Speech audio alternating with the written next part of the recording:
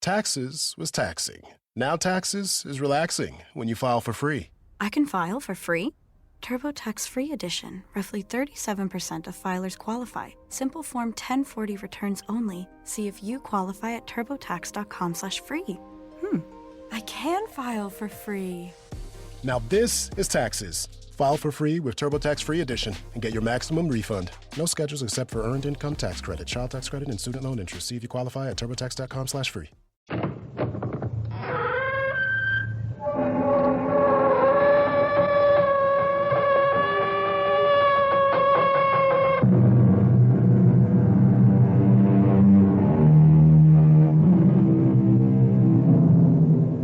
Come in. Welcome. I'm E.G. Marshall. For 3/4 of a century, from 1765 to 1840, the most widely read and popular form of novel in English was the Gothic novel. One critic and pundit wrote, "Of all the various kinds of superstition which have in any age influenced the human mind, none has operated with such power as the Gothic. Even the most enlightened mind, the mind free from all taint of superstition, involuntarily acknowledges its power." Here is such a story from that very time. Well, Uthor, are you ready? Ready for what? To be dragged down to hell like me, unshriven? Oh, take me, but spare my son. I spare no man in the DeLacy family. Never. Never till the last is wiped out and I can rest at last. Come.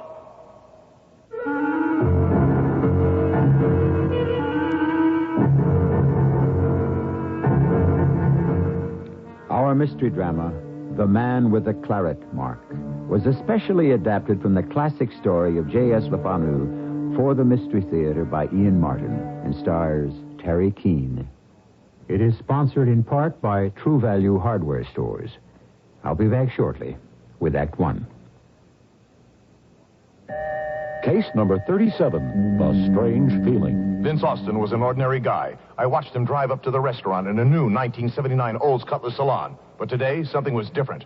As he walked in, he was somehow changed. How are you? Me, I'm as fit as a new derby. What's on your mind? I don't really know. I feel good. So what's wrong with that? Well, I just drove over here, and you won't believe it, but I think I feel good because of my new Cutler salon. I looked at Vince. He was serious. Then I had an idea. Excuse me, I need to make a phone call. Instead, I hurried to the parking lot. There it was, the Olds Cutler salon. Inside, plenty of leg and headroom. Outside, salon was lean and trim, and it had the available diesel V8. I could see it was a car full of good ideas. I rushed back inside. Vince, I'll confess, I didn't make a call, but I know what's happened to you. Yes? You've got that great Olds feeling. It's all because of that new Cutler salon. You're right. How can I ever repay you? Well, you could drive me down to your Olds dealer so I could test drive an Olds myself. Discover that great Olds feeling. Take a test drive today.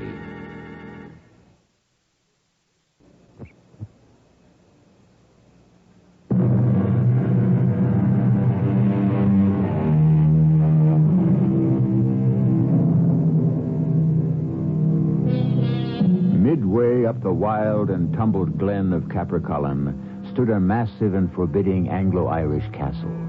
From the time of Henry VIII, it had belonged to a family named de Lacy, once English, but eventually naturalized Irishmen. In the patent from the king which granted the castle were also the rights to a wide territory embracing all 3 surrounding counties. 2 things brought the great and proud family of de Lacy to disaster: their part in Irish rebellions against the English, and a dread curse. But let the last of the de Lacys tell the story for us. I sit here quietly in my cell, telling my beads and waiting for death. I look back down the long vista of my life and of my family history, and I see now that it was God's will, and I am to be the last of the de Lacys. I will never carry my family name into the next century. It will die with me before the 1800s can dawn. Let me tell you why. And I must go back to nearly the beginning of the century to do so.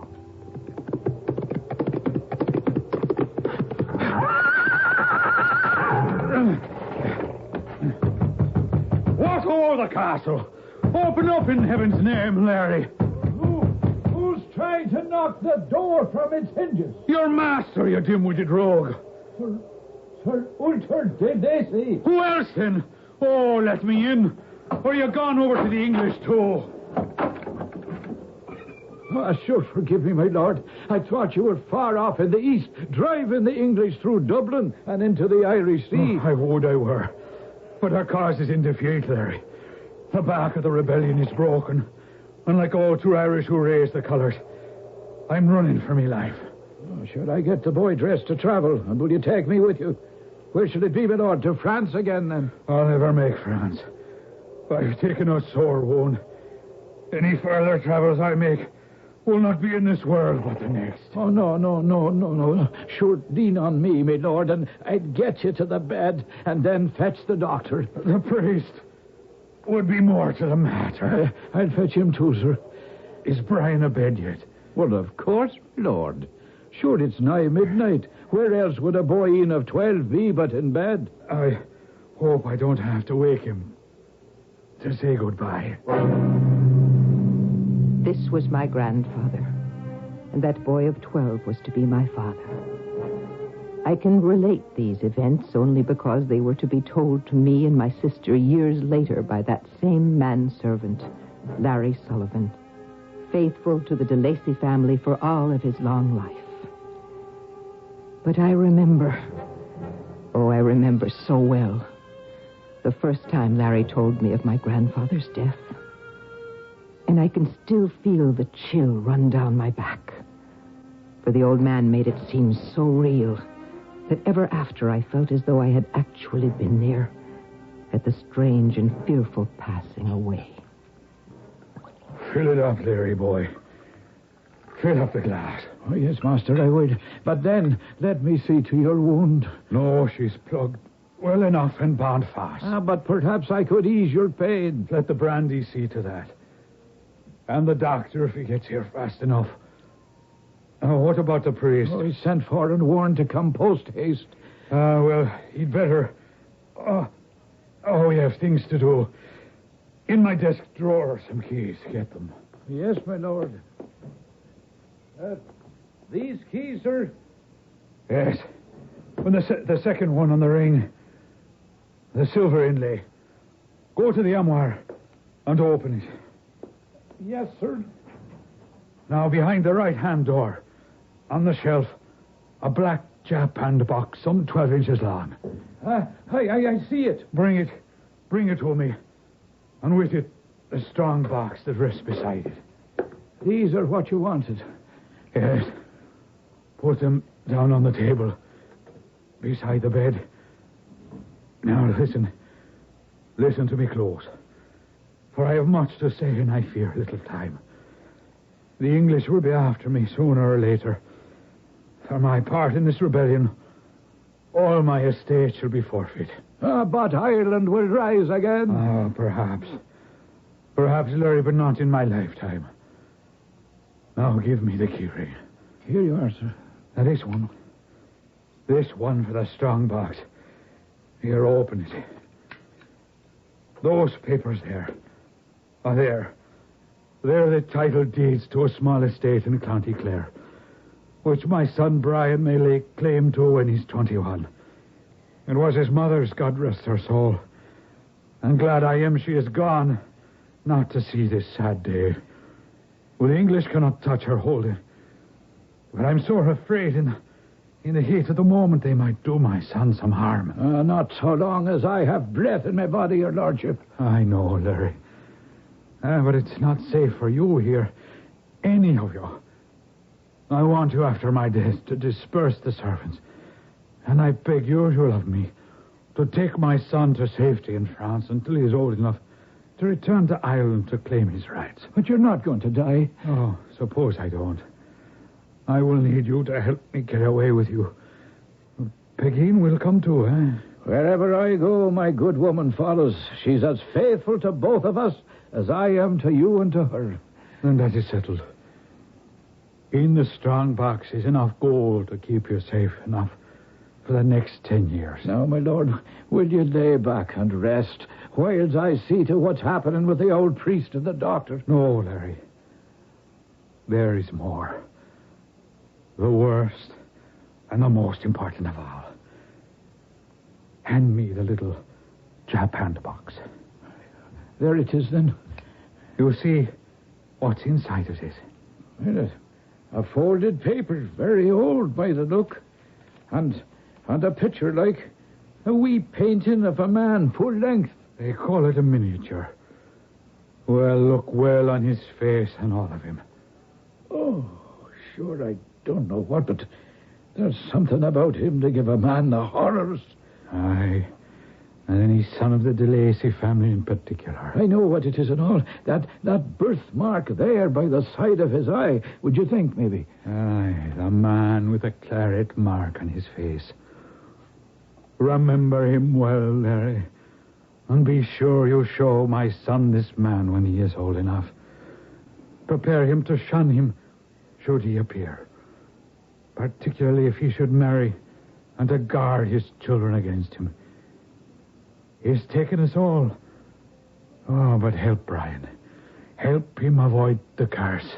What curse, sir? The curse of the De Lacys for 200 years. It's all written. Your lordship, master, what is it? Well, Ultor, are you ready? Ready for what? To be dragged down into hell just like me, unshriven, in all my sins, without mercy. Oh, take me, but spare my son. I spare no male issue of the De Lacy name. Never, nevermore, into all eternity, until your family is wiped out, and I can rest at last. Come. No. You have no choice. No! No! Oh, master, your lordship. Oh, the saints defend us. He's dead. With no priest to cleanse his soul.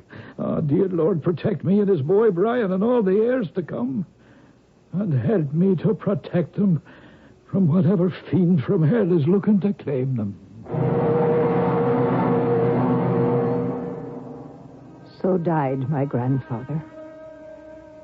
Larry and Pegeen brought away the boy that was to be my father to France. The years wheeled by, and my father came back again to Ireland with Larry and Pegeen when he was 21 to claim his estate in County Clare. Well, Larry, after looking at the castle, which I hardly remember, this is a poky little place, all right. Oh, no, then, your lordship, 'tis not so bad. After what we've been through in France the last years or so, 'tis a palace for sure. Oh, will be, Brian. I mean, your lordship. Once I get my broom into the dark corners. What would I ever have done without the two of you, Pegeen and Larry? Why should you dedicate your lives to me? Because we love you, your lordship. No, not lordship anymore. Just plain Brian De Lacy, last of the line. The noblest line of them all. You could be right. What I should do is start to work and restore all our ancient estates. It's a little hard to do that since the British hold them all. At least we're back on the sod where we all belong. But have we enough money to be able to sustain life? Well, now, the exchequer is getting a little low. But we'll be off to farm the land here and get into a little fishing and what I wouldn't call poaching, because sure it's Irish land we'd be taking the deer off, and one way or t'other we'll not do so bad. Well, what about me? I know nothing of farming or fishing. What'll I be after doing? Acting like what you are, after all. His lordship and a gentleman, with us to serve you. Oh, no, I'm of age now, and there's been enough of that. The trouble is, the times have made someone like me a drone. As I see it, there's only one thing for me to do. I can try to marry as well as an impoverished nobleman can. Marry you should, Brian. But let it be for love. The rest will take care of itself.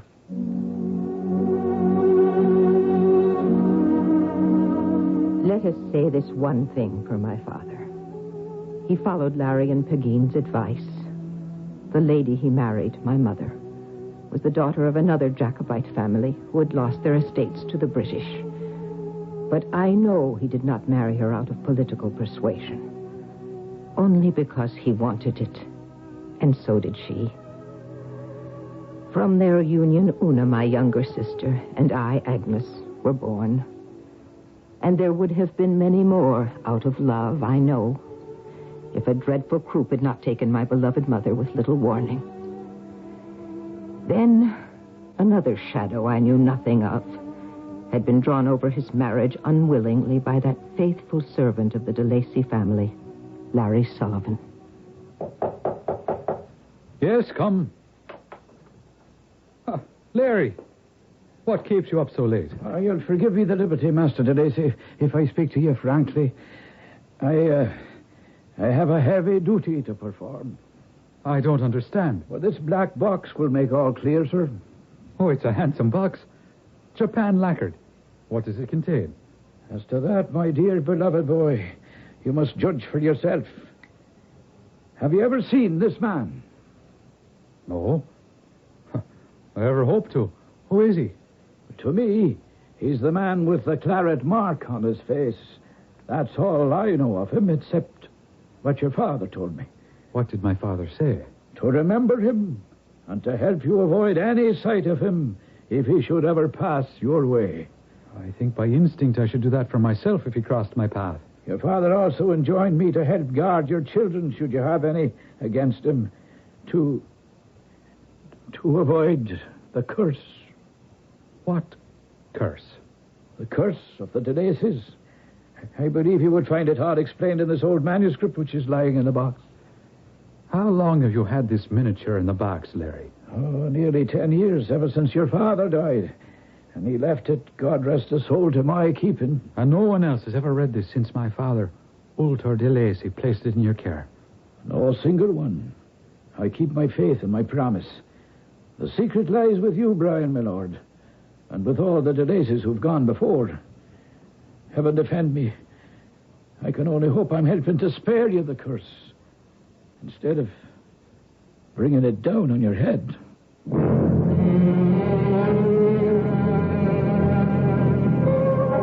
Who is the man with the claret-colored birthmark on his face? When did he live? How did he die? What does that mysterious black Japan lacquered box contain besides the miniature of the man? And what is the curse that haunted the de Lacy family for over 300 years? I shall return shortly with Act 2. You ready? Ready. I'll say Goodyear. I'll say tires. Uh-oh. What? Well, whenever you say Goodyear, people think tires, even though Goodyear does service on all kinds of cars. Somebody should tell people about that. Yeah, how? Carrier pigeons. Messy. We'll drop leaflets. Litter. Letters. Listen, why don't we just tell people to go to Goodyear for car service or repair? Goodyear for car service. Fortune cookies. Crummy. Get a front-end alignment and tire rotation for just $15.88 for most American cars except front-wheel drive. Price is slightly higher in California. Call your Goodyear service store today.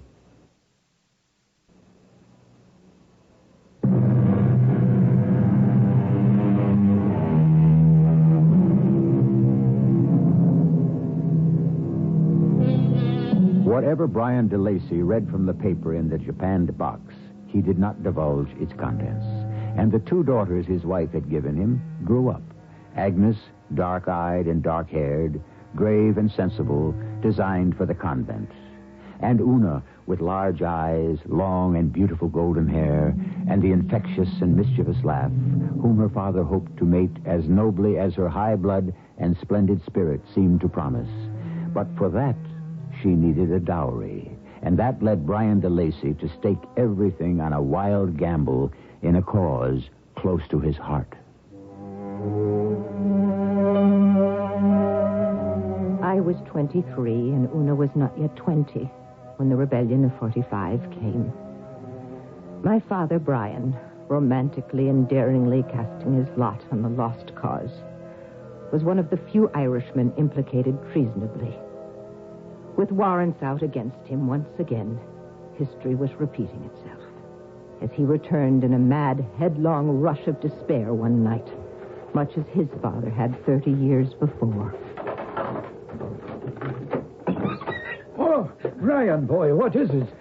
Disaster, Larry. The rebellion is crushed. There are warrants out for my arrest, and I'll have to flee the country. Do we all go with you? Oh, no, I can't afford to take you. I'll have to work my passage across to leave you all the money I can. Now tell me, where are the girls? Inside with Pegeen. Will the estate be forfeit then? No doubt. I'll leave you every penny I can, but say to the horse, I must ride as soon as I can. Give me only time to bid my fair ones goodbye.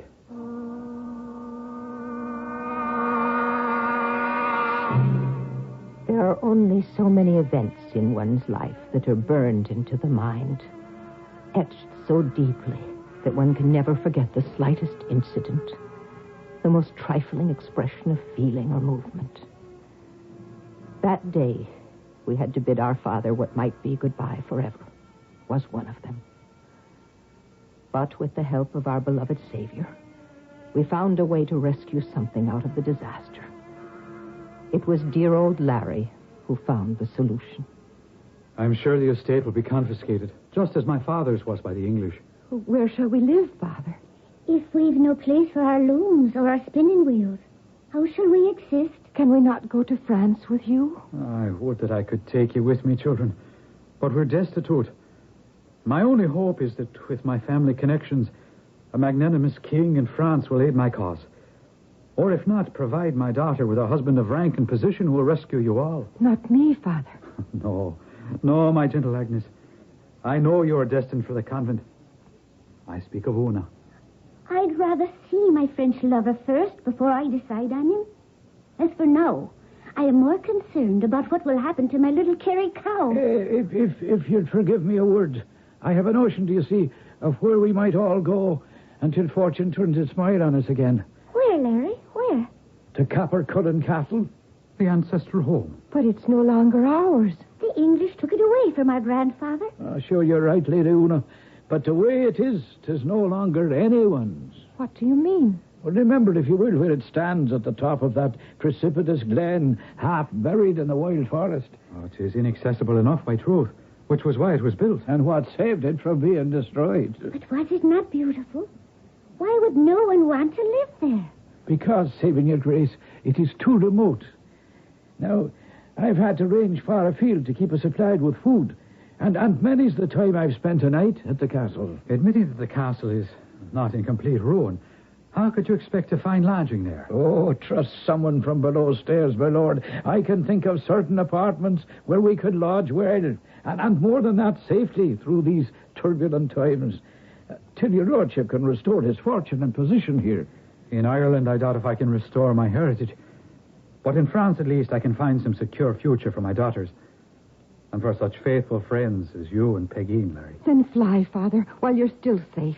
And let us handle ourselves. With Larry's help, I'm sure we shall do very well. The one in most danger now is you, Father. Look to yourself first. I am sure we shall fare well at the castle. Look you, should anyone surprise us there, we can chase them fast. How? I would say to them right out, do you know who I am? Who flits through this haunted castle? I am the fairy Una. And my sister is the Lady Greybeard. If I'm to be part of this, I must be one of the ghosts of the castle, too. And so you shall be. Well, we shall meet again. When I have the power to set us free.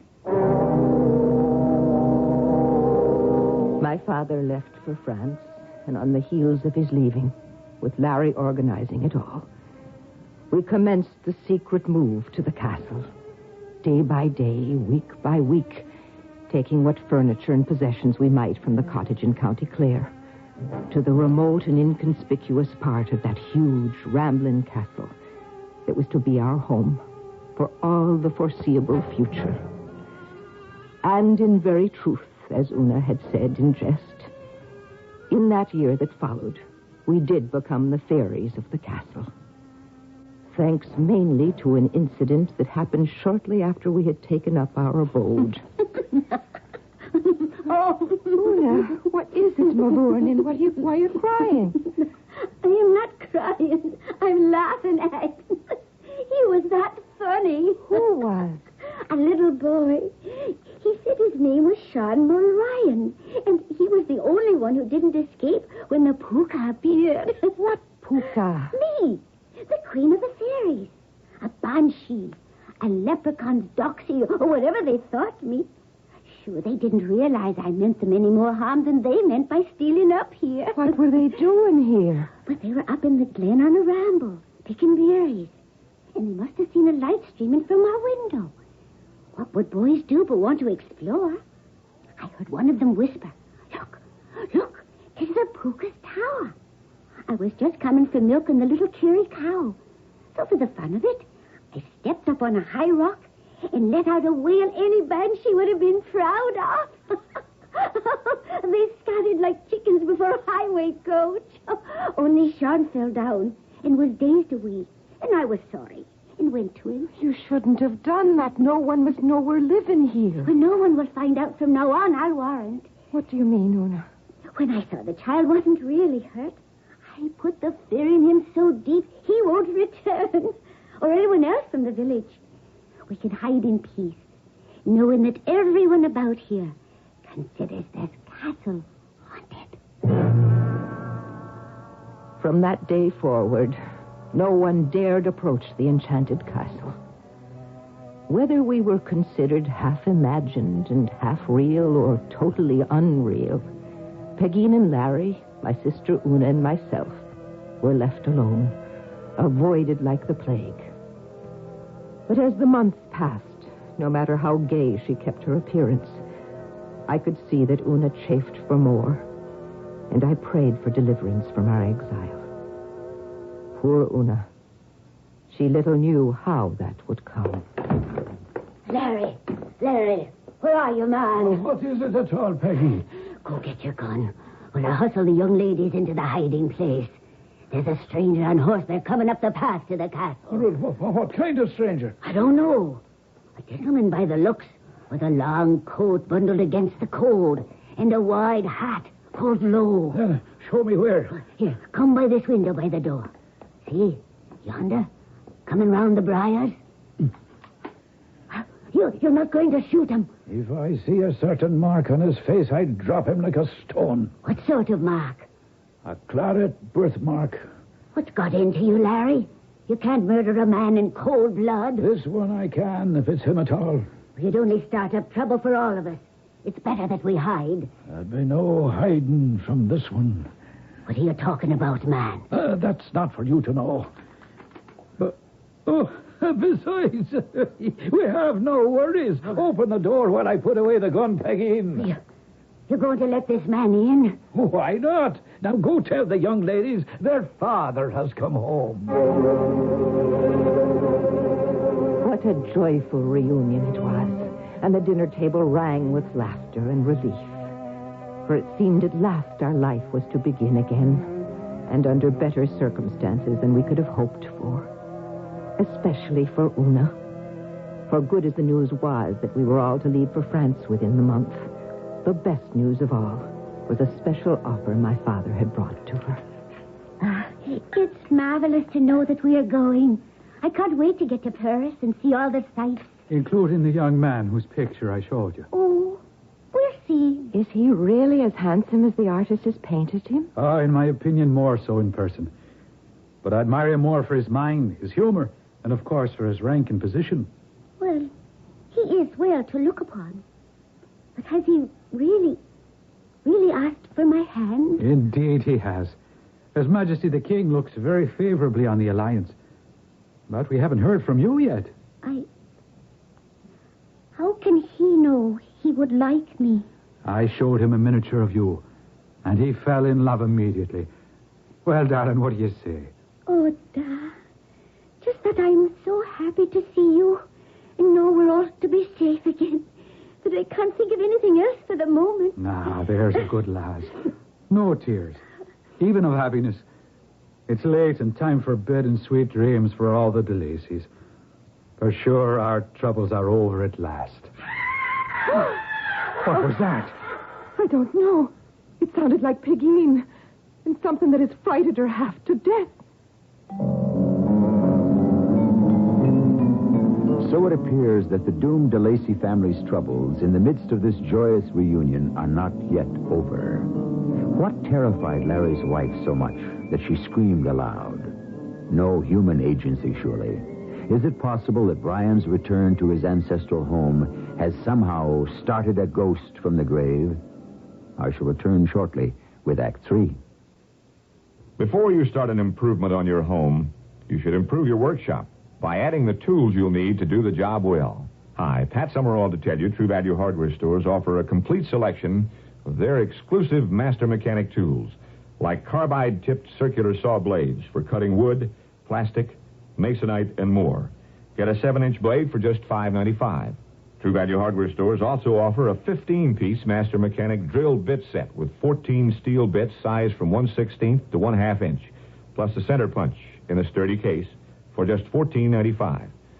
So before you start an improvement on your home, improve your workshop with quality master mechanic tools exclusively from participating True Value Hardware stores and home centers. Value Hardware is more than just a name. It's a way of doing business that means True Value.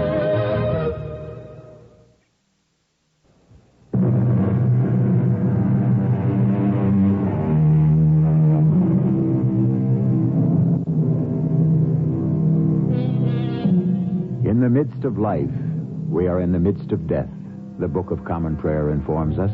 Or, if you prefer, Thomas Gray's quote is just as apt.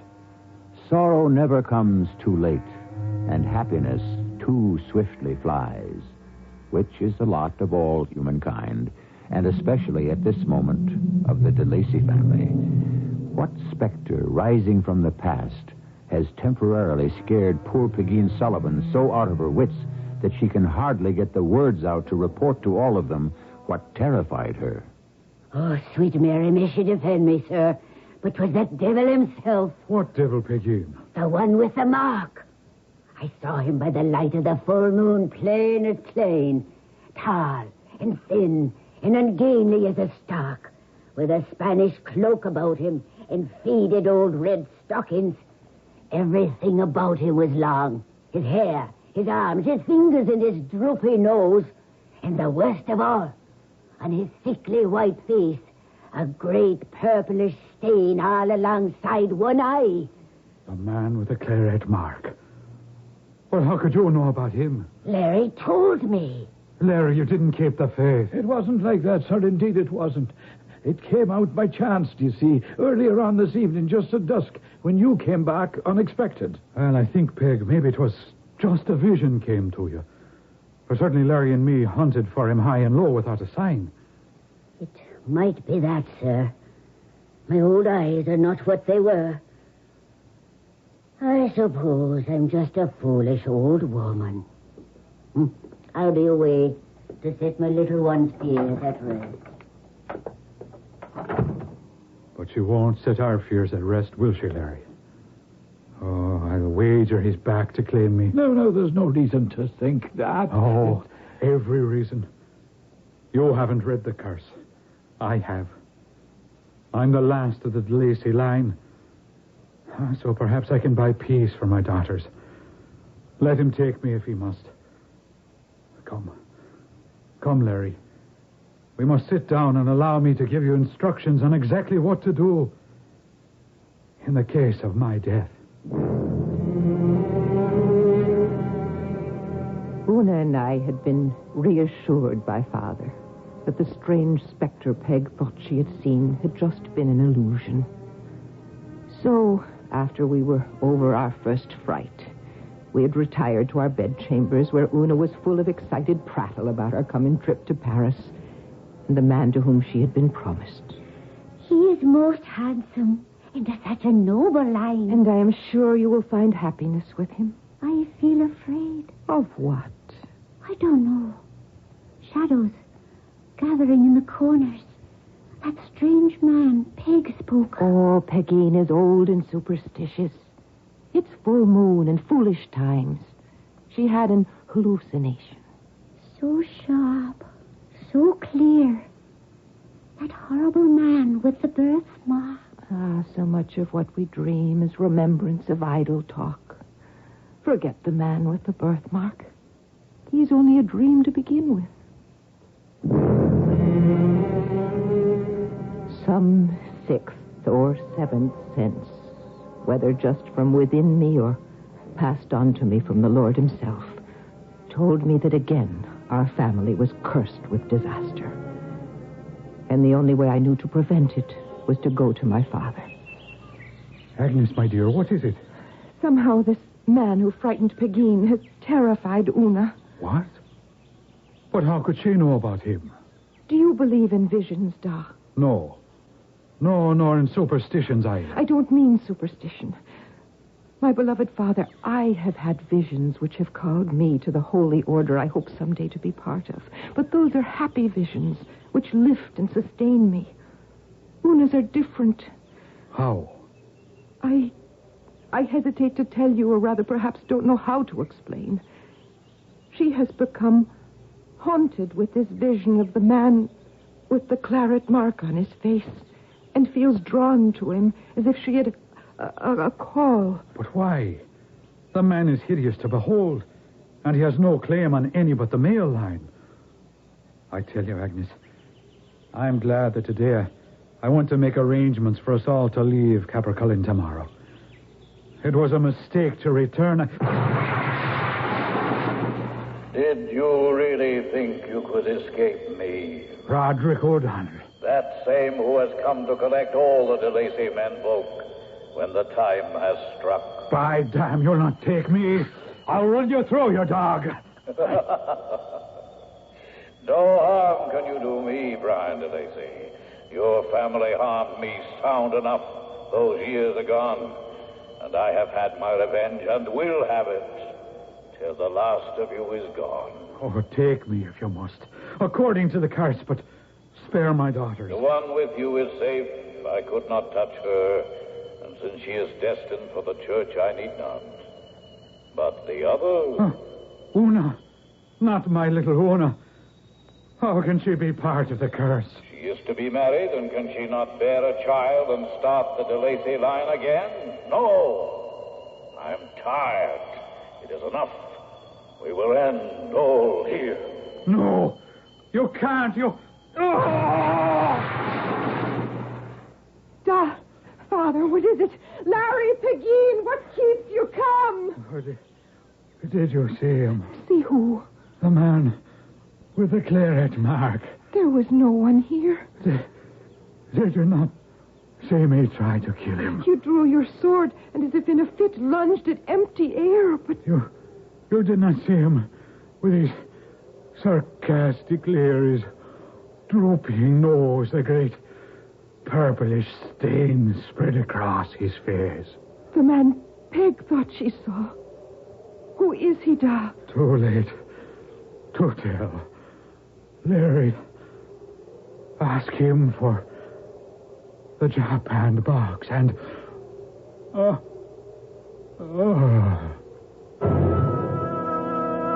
My beloved father slumped in my arms, lying on the pathway where he had fallen after his strange seizure. By the time Larry and the others had come running in answer to my call, the life was gone from his body, as if it had been stolen. Una was inconsolable and took to her bed, mercifully lulled to sleep by some peasant drug of Pegeen's. And I was left to face with Larry the truth about the curse on the De Lacys. The strange history of the circumstances of my grandfather's death and my father's were made more clear. Your grandfather placed this same Japan box in my hands and showed me the full-length miniature it contained. But as to the paper with it, I never could read, so I know not what it contains. Give it to me. Here. A.D. 1601, in the month of December, Walter De Lacy of Capricullen made many prisoners at the ford of Abington, Irish and Spanish, among them Roderick O'Donnell, arch traitor to the cause. Claiming kindred with the de Lacys, he sued for his life, snuffling and begging and offering great ransom, but was instead put to death on the gallows.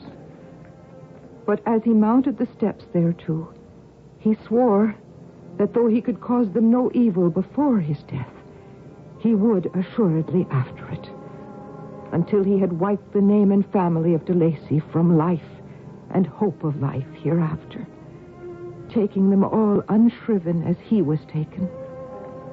Look well on this representation of him, all de Lacys, and avoid him like the blackest plague. Oh, sure. The man is the devil incarnate. It would seem so. But at least his deviltry is done with now. There are no de Lacy men left to wreak his revenge. We are not burnt out yet. There is still Una and myself. The house of de Lacy is not dead. But you are women. Surely the curse will not work against you. Not me. But Una, someday she could have a son. Oh, and then how can we protect her? Take her away from this fateful castle before it is too late. I'm afraid of the night. I think we should leave here this evening, on foot if necessary, before it is too late. That's Peg. Peg. Where is she? With the Lady Una. Then quickly, let's go. Hush, then, now, my woman. Tell us, where is Una? She's gone. Gone. Carried away. By whom? How? Where? Sure, your ladyship, I wouldn't know where at all, or even how. But it was by that same terrible man I saw on the path just at dusk. But where did he take her? We came up the stairs and no one passed us. By the window there. It's open. The window? We're high in the castle. Outside that window, there's a drop of 50 feet at least. Think.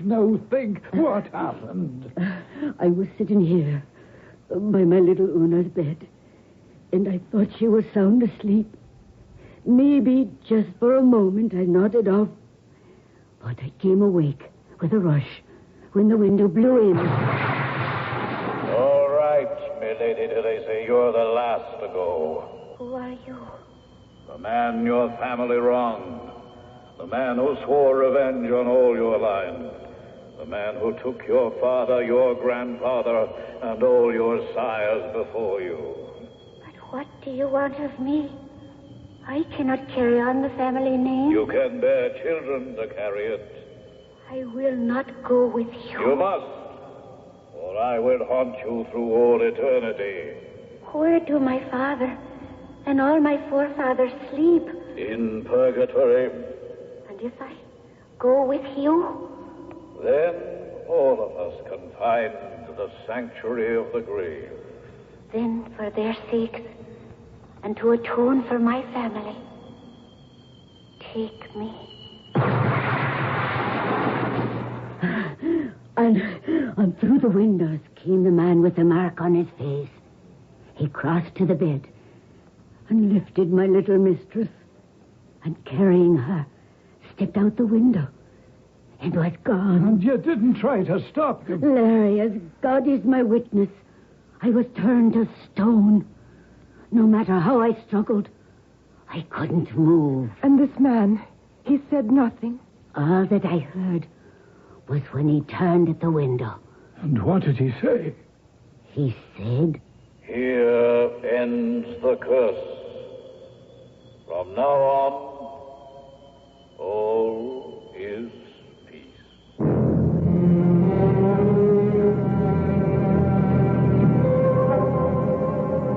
That was many years ago. I thank my good Lord I had the convent to heal the scars in my heart.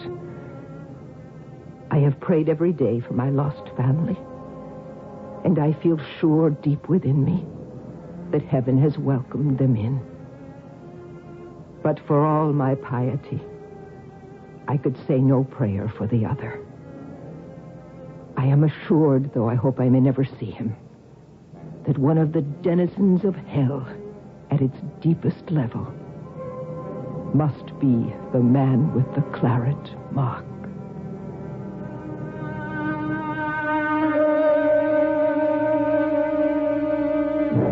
melancholy tale. But then I must remind you once again that if you knock at my door and I open it to greet you, although you are welcome, I cannot always promise my story for you will be of happiness. I weave the fabric of the world with my tales, and the colors must be contrasting to make the fabric interesting. I shall be back shortly.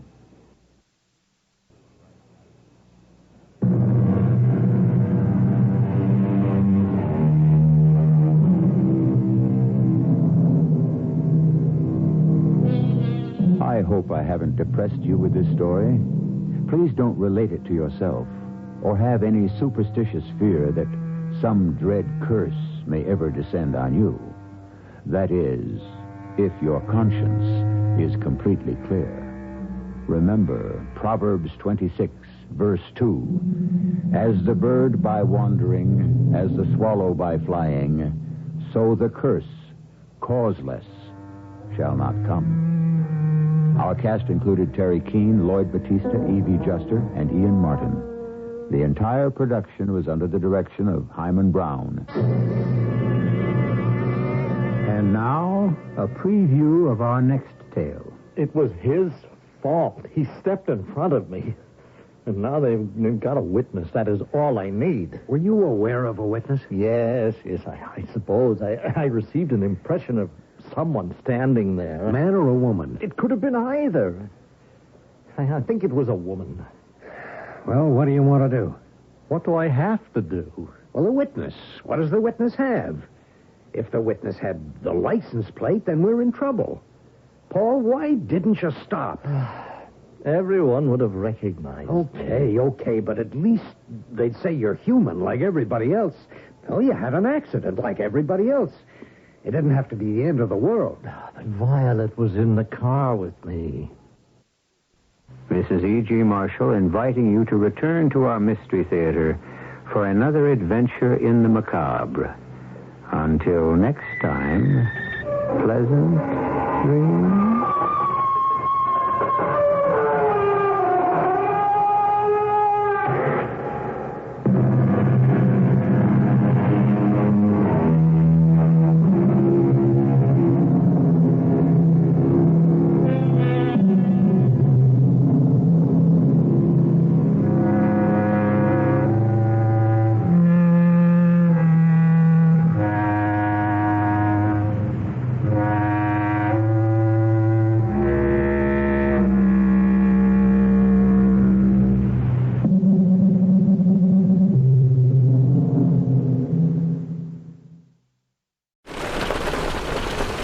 What you're hearing is Hardie Fiber Cement Siding living up to its reputation as the siding that handles hail impact with ease.